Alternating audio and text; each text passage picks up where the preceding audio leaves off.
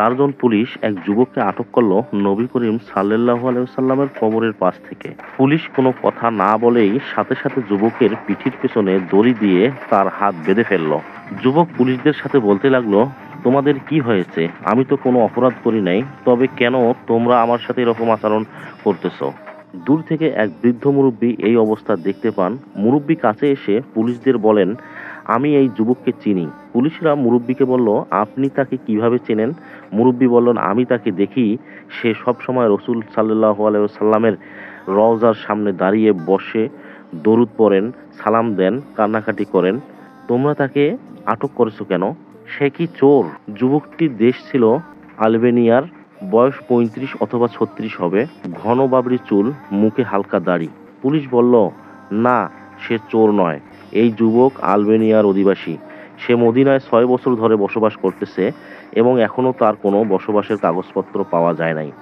আমরা তাকে ধরে আলবেনিয়া পাঠিয়ে দিতে চাচ্ছি ৬ বছর যাবত।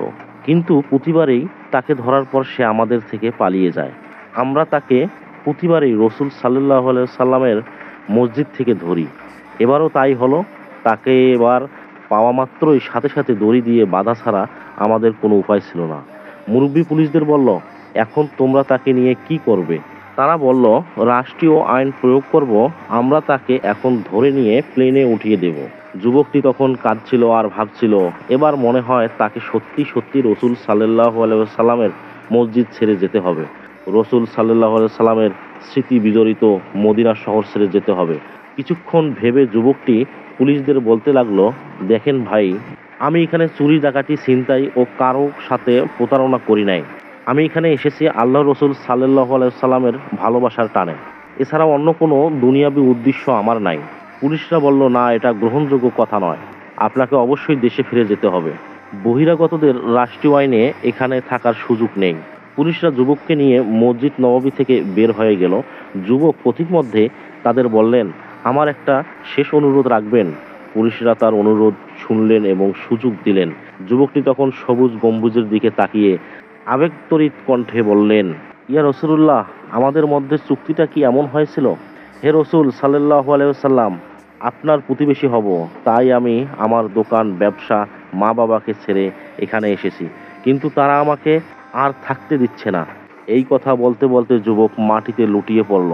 পুলিশ বলছে, আমরা ভাবছিলাম যুবক ইচ্ছাকৃতভাবে মাটিতে লুটিয়ে পড়ছে। সে জ্ঞান হারানোর ভান করছে, হয়তো আবার পালানোর পায়তারা। পুলিশ সদস্যরা কিছুক্ষণ পর যুবককে মাটি থেকে টেনে উঠালো। দেখলো সে সত্যিই অচেতন। মুখে পানি ঢেলে দিলেও যুবক আর নড়ে না। তাদের একজন বলল, তার হয়তো স্ট্রোক বা হার্ট অ্যাটাক করেছে, এক্ষুনি অ্যাম্বুলেন্স আনো।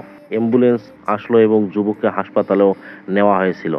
ডাক্তার পরীক্ষা নিরীক্ষা করার পর বললেন, আরও ১.৫ ঘন্টা আগে যুবক এই পৃথিবী থেকে চলে গেছে, সে আর বেঁচে নেই। পুলিশ সদস্যরা তখন কান্নায় ভেঙে পড়ল এবং বলল, আল্লাহর শপথ, আমরা আমাদের দায়িত্ব পালনকালে রসুল সাল্লাল্লাহু আলাইহি ওয়াসাল্লামের প্রতি তার গভীর ভালোবাসার নমুনা অনুভব করতে পারিনি। এরপর গোসল এবং জানাজা শেষ, যুবককে অ্যাম্বুলেন্সে করে জান্নাতুল বাকিতে নিয়ে যাওয়া হয় এবং সেখানে দাফন করা হয়। আলবেনিয়ার পথে রওনা দেওয়া সেই যুবক জান্নাতুল বাকিতে চলে গেল, রেখে গেল পৃথিবীবাসীর জন্য রসুল সাল্লাল্লাহু আলাইহি ওয়াসাল্লামের প্রতি মহব্বতের এক অনন্য দৃষ্টান্ত।